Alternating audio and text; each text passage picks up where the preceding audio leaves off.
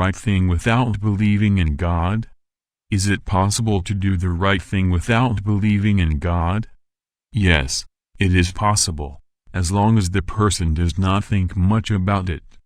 Why should I do the right thing, if life is going to end? For example, imagine that a man gets rich by destroying nature. We know that the destruction of nature is not correct, but that individual did several pleasant things at the expense of the destruction of nature. And after a while he died. The damage fell on the next generations. But what is the cost to him? None. After he died, nothing has changed for him, which would determine that he did not suffer the consequences of his actions. But is the universe a system of generating awards for those who do wrong? A careful analysis of the laws of physics clearly demonstrates that the error is automatically paid for with the failure. For example, if you build a plane the wrong way, it just doesn't fly. A space shuttle error once occurred, and it automatically exploded. The universe has a direction that error generates failure. This is because the laws are fixed, they are exact, and they determine factors for things to happen. But then why did the nature-destroying man get a bonus? Why human laws are not governed by right and wrong, but by the opinion of people. So when physical laws are violated to the point of causing great harm, at that point people's opinions change, because the force of the violated nature overcomes human arrogance. The very act of thinking that arrogance exists, against physical laws, already demonstrates that God exists. It seems somewhat controversial, but it is extremely logical. It is necessary to have a destabilizing effect, so that a being coming from a universe governed by immutable physical laws, generates systems contrary to the very law that formed it. To facilitate the understanding, it would be like in a medium that only has black, white appears. Where did this white color come from if there was only black?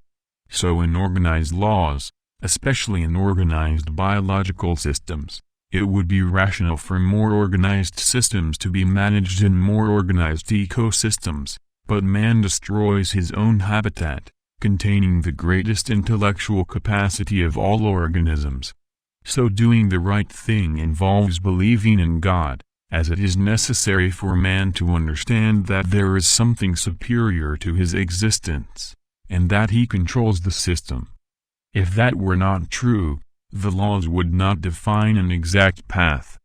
And if the man in the sum of the actions generates the destruction of the environment that is the system that keeps the man alive, it would determine that man naturally has a problem linked to his mind. For if there were not, the sum of human actions would not generate the destruction of nature.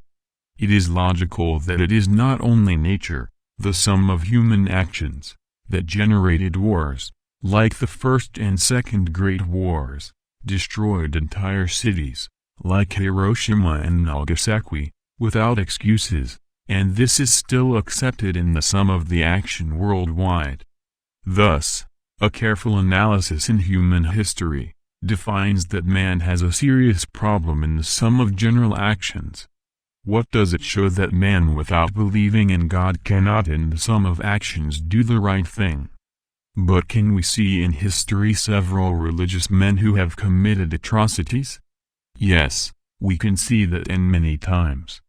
But a careful analysis of the case, and we see that such men put themselves in the position of God, and not in the position of obeying God.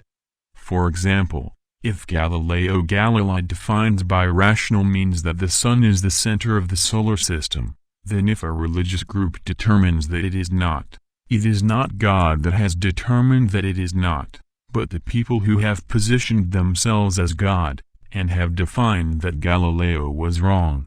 For a universe created by God would follow the rules observed by Galileo, and not by the arrogant positions of people who said they were religious. So it is not believing in God that makes man evil, it is believing that if he is God, it is that it makes man evil. A man who destroys nature claims to be a god because he thinks he can do what he wants. And that is the main problem. Men who claim to be God, both not being religious, but being religious. An atheist defines that he is God, because he says that God does not exist. How can a man know the whole universe, and everywhere, in order to say that God does not exist? Only if he considers himself God. And that is the foundation of all errors, the inherent will to be a God. Only when man seeks to know the will of God, does he begin the path of not being evil. Thus, man without accepting the existence of God, cannot do good, if he thinks carefully about the sum of all men, with the same ideology. If you are looking for more content from different areas, visit the reformadorstad.com website. News and detailed content can be found.